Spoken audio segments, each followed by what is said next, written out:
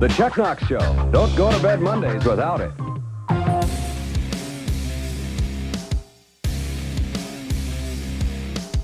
And we are live.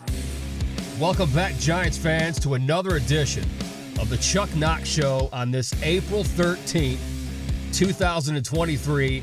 Coming off some huge news.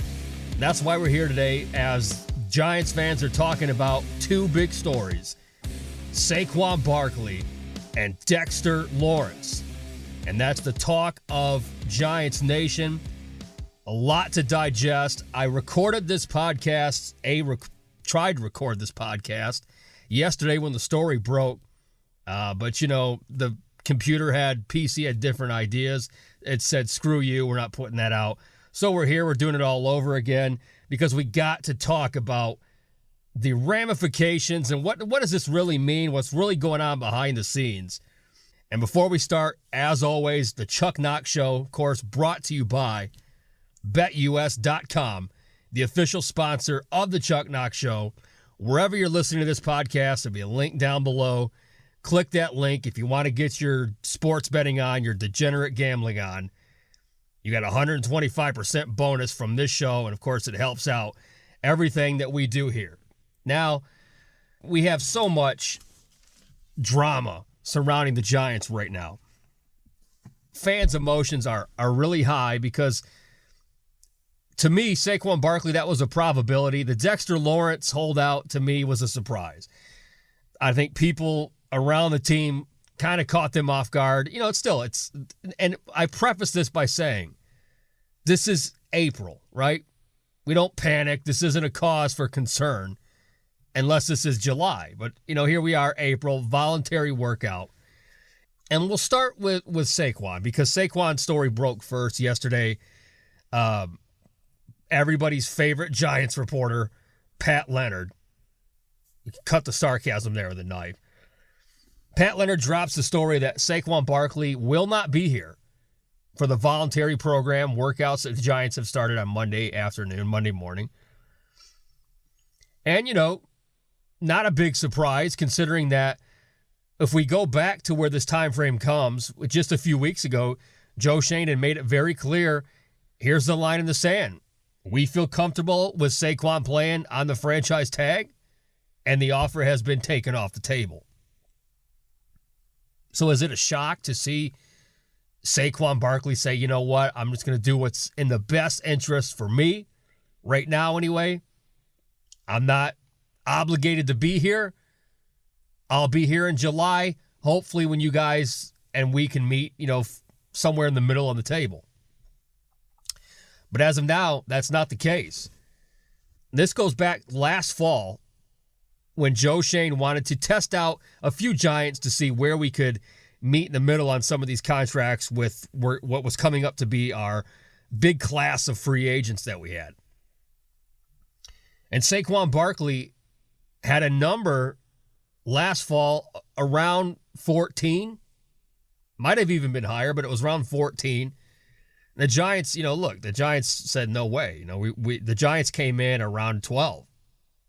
So nothing happens, season ends, and here's a guy that's done absolutely, you know, everything the Giants have asked him to do, had an incredible season, had a healthy season. He should have won, he was nominated for Comeback Player of the Year, should have won it, but now the NFL gives that award to guys that just came back from being, you know, trash. But nonetheless, his resume, his credentials, his character, everything speaks for itself. But free agency starts. Negotiation hit a wall right off the bat because the Giants didn't want to move. But right before free agency started, the Giants came up to 12.5. Saquon came down. 13 seemed to be a number that they were hovering around, 13.5. But the Giants made it very clear, look, 12.5 is high as we're going to go. And the outcome of that was obviously the Saquon Barkley gets tagged. $10 million. And clearly, Saquon Barkley and his reps came into this offseason thinking that the running back market would be a little bit higher than where it's at. And right now, that franchise tag number is pretty much where the market's at. So that was the start of free agency. And you fast forward just 2 weeks ago at the NFL owners meetings in Arizona, you have Joe Schoen making it very clear, very publicly clear, we feel comfortable where we're at with the $10 million franchise tag and that the offer has been taken off the table. Right now he's on the franchise tag, and again, until we come to some sort of agreement down the road, then that's what it is right now. It's going to be the tag. Based on the running back market situation, does your initial offer to him still stand, or have you removed that? Yeah, no, there's no outstanding offer right now. So once we put the franchise tag on him, we step back. We knew that throughout the negotiation there was going to be a time where if we can't come to agreement, we're going to go to the franchise tag, and that's what we did. So would you be comfortable if he just says, well, I'm going to play it through and play on this number? Are you comfortable with him sticking around on that number for this year? On the franchise tag? Yeah, if it comes to that. Yep. Okay. Adding to that was the fact that John Mara comes out, puts a little bit of pressure on his GM, saying that, hey, I'd like to have Saquon here for forever, for a long time. I want him to be a LT, a Eli Manning, a Michael Strahan, a face of this franchise for as long as possible. Now, clearly he's letting Joe stay in his lane and navigate the waters the way that he trusts him to do. But when your boss comes down and tells you, hey, I'd really like to have this shit done, there's got to be somewhere in the back of Joe's mind that's thinking, I probably have a time clock on here. And Saquon did this to himself. Cannot be mad at Joe Schoen and the Giants here. Saquon did this to himself. The offer was there. He got bad advice, similar to Julian Love. Julian Love came to the Giants with a number that he felt he was worth. Joe offered them what turned out to be slightly more than what he gets in Seattle. And Joe set the tone. And that's why I think fans are kind of missing the point here. Yes, this is April.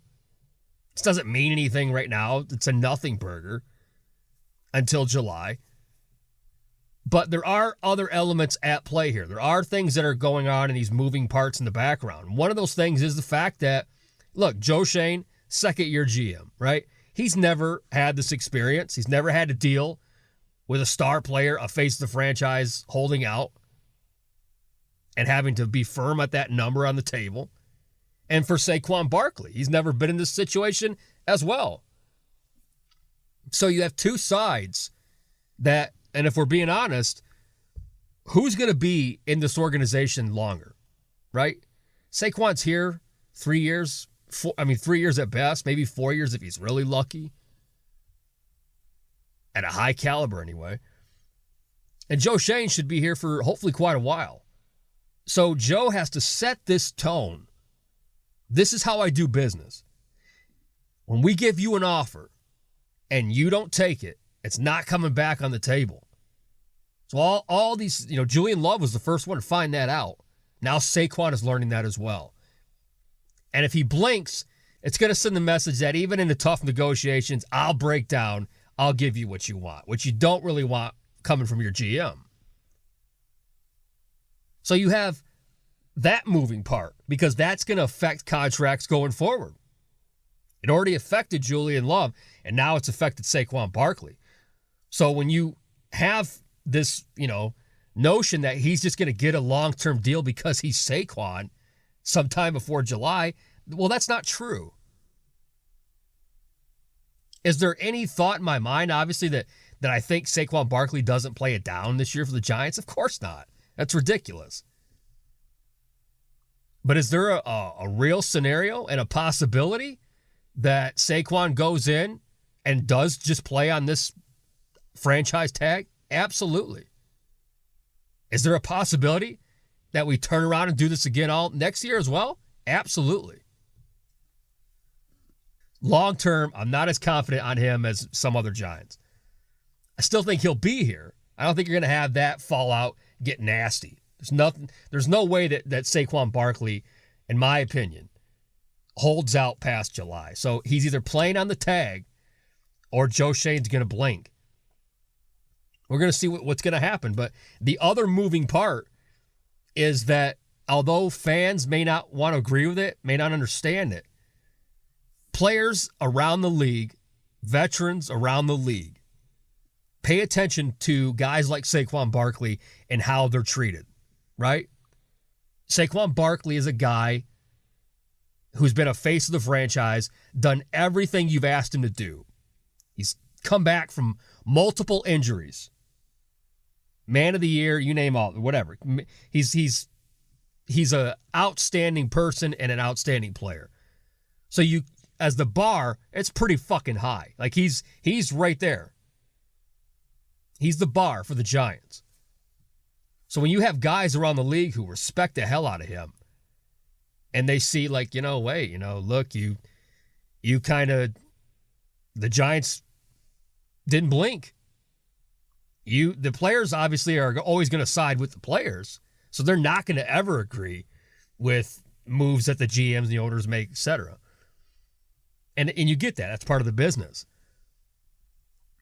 But if you're a veteran and you're looking on the outside and you're seeing how things go here, you Julian Love tried to blink, he played chicken and he lost. Saquon Barkley now finds himself in the same situation. So 2 moving parts here that I'm paying attention to.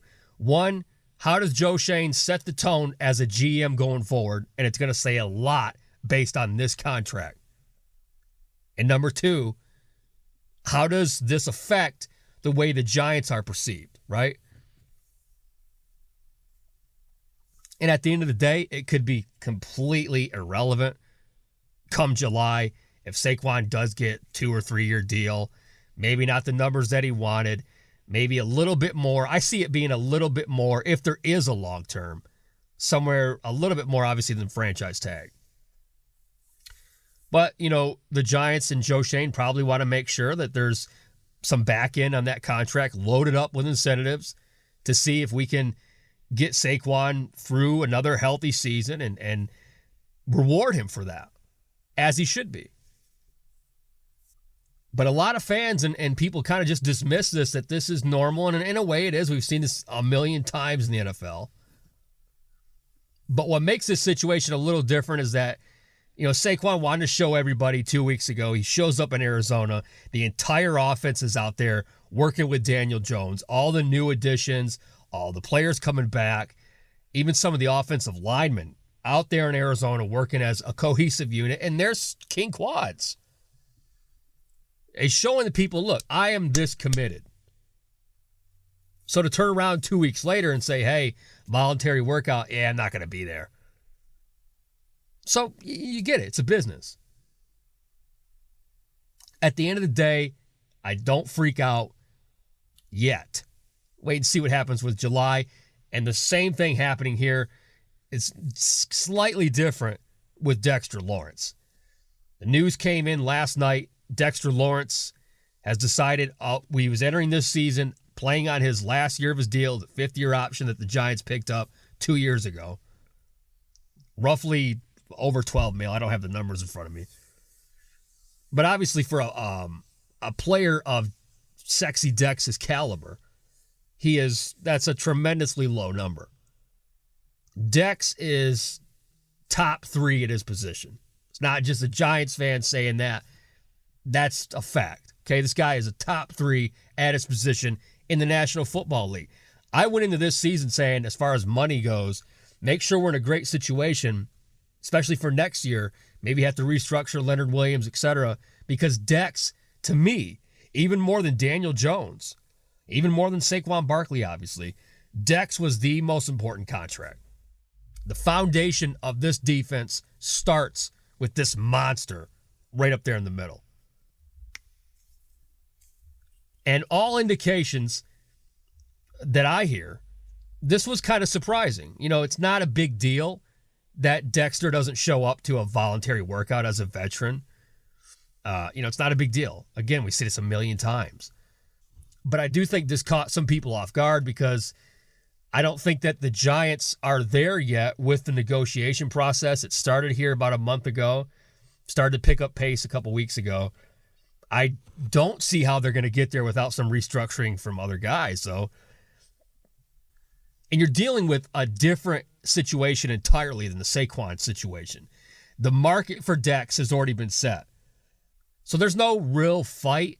There's no real negotiation process of, this is a flat out, we know where you're at. We know where you're at. We know what you mean. Saquon, it's much different. This is a guy that had a tremendous season, but his first full season and since his rookie year. And you have a market that changed drastically. And then you have all of the factors come into play of teams showing you, hey, here's what happens to you when you invest long-term in a running back. Now, in my opinion, I think Saquon Barkley is much different than these other guys that you can throw out at me and bring up in comparison.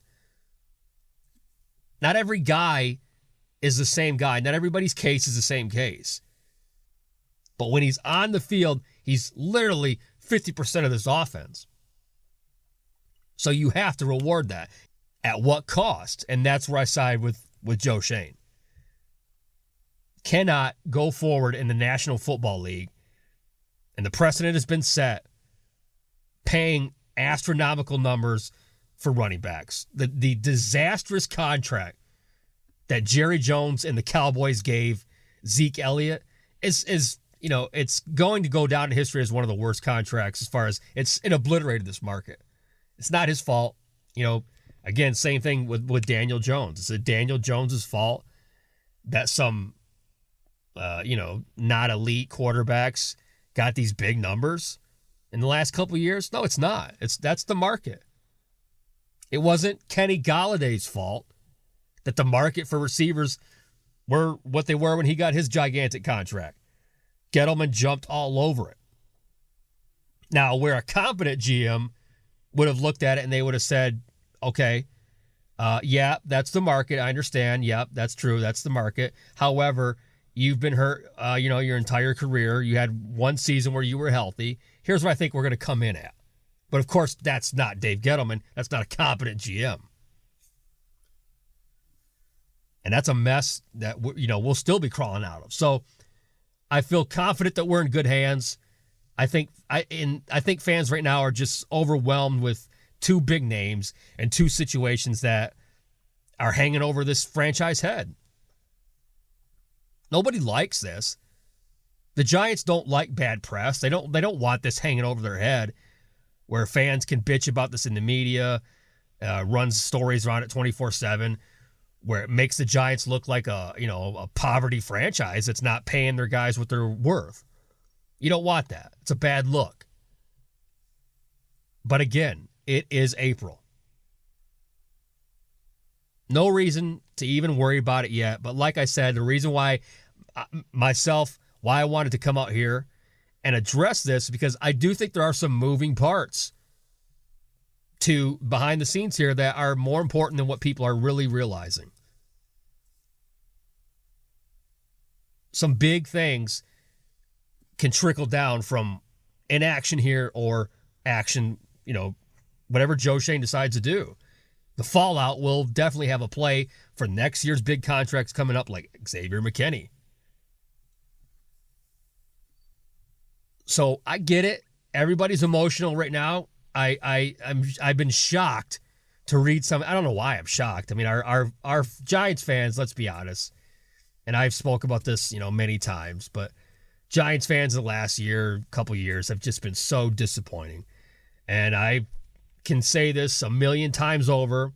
I just don't understand how we as a fan base can come off this fantastic season with a rebirth, reset, all of everything, right?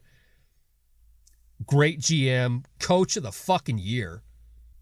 You have your first winning season in over 6 years, first playoff appearance in over 6 years, first playoff win in over a decade. And every trajectory is on the upside. Your quarterback, your franchise quarterback, look at his numbers, better every single year. Your franchise running back just had his best season since his rookie season and he was healthy.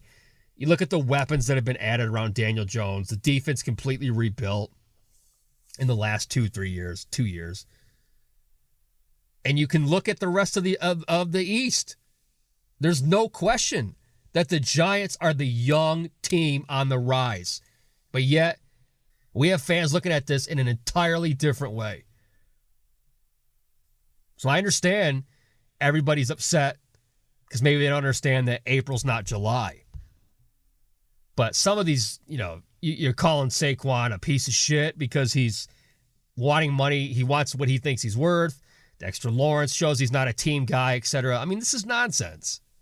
It's really just another example of how bizarre our fan base has become. And I said this last year, but I honestly feel those 2 Super Bowl rings in 5 years' time was ultimately, it broke this fan base. Because a lot of these guys thought success was going to be that frequent. They go through this 10 years of misery. It's been just terrible. Which makes even more the case for what I'm saying. Just went through this 10 years of misery. McAdoo, Pat Shurmur, Joe Judge. We try to forget it, but we had Jason Garrett on the damn sidelines. We went through all of that. We had games where we started Mike fucking Glennon. And we went out under the guys that we're going to try and compete with this shit squad. And here we are, the only team in the NFC East completely on the rise. And off a playoff win. I don't get it. I don't get it. But who knows, next year, maybe a couple wins against our rivals finally, Philly, Dallas. Obviously Daniel Jones winning games isn't enough for some of that fan base. They don't care about that. They want touchdowns, right? They want stats. Stats are king. So maybe if Jones throws 30 touchdowns, maybe they'll start to come around. I don't know what it is because winning really isn't it. I get all these comments all the time. Yeah, Chuck, we didn't win the Super Bowl. It's not a success if we didn't win the Super Bowl. Everybody knows that, dude. But when you look at it with those lenses on and you're not bringing up the fact of, hey, look at what just happened compared to the last 10 years. Don't just wake up in one season and go from a team that can't even win more than 4 games years in a row to being a badass Super Bowl champion, right? I know a lot of fans have PTSD from the trust the process of the Kettleman era, but we are finally in good hands. Let this play out. Let's panic in July, because then we can all shit our pants come July if these 2 aren't on the field. But that is the big story this week. At least there's something to talk about. For the fans of my content, in the last 2 weeks, I've dropped both the top 15 offensive and defensive play videos. Fun to look back at the best plays of last year. Those are, of course, up at YouTube and Facebook, both / Mr. Chuck Knoxx. And I think I got one more coming down the pipeline here of looking back at a 2022, and then it's just going to be going forward all 2023. Got a big project I'm working on right now. Hopefully get that out here at the end of April, early May. Look, the draft is 2 weeks away. Next time we do this podcast, next time I'm on next week, going to cover the draft. I've kind of already told you I don't do mock drafts. You know where I'm at, though, as far as where I think the Giants are going to go. I'll dive into that all on next week's show. But if you have mock drafts, go ahead and send them. Post them in the comments section. Let everybody else see it. Let's see where we're all at on the same page if we're not. And we'd really have no idea where we're going to go. But it's going to be interesting. This is a great time of the year. Unfortunately, we have to talk about this, but it means nothing right now. There's a couple things like I ironed out earlier in this podcast that we should pay attention to going forward. But let's just chill. Let's just relax and get ready for the draft. This is a non-story as of today. I appreciate you guys letting me come into your heads right now. That sounded fucked up. But I appreciate everything you guys do. Thank you for constantly reminding me of the fans that are out there that are glass half full fans. That's why I'm talking to you, very similar to myself. We have a lot to be optimistic about, and I'm going to continue to talk about it all off season and to get us ready for 2023 season, which is coming real fast. Next week, podcast about the draft and whatever else happens As always, you guys know where to find me. YouTube and, of course, Facebook, Mr. Chuck Knoxx. Twitter, Instagram, and TikTok at Chuck Knoxx. And, of course, this podcast, wherever you get your podcasts, we are available. Maybe we come in next week if there's more breaking news. Before then, if not, you'll hear me next week. And until then, Giants fans, I am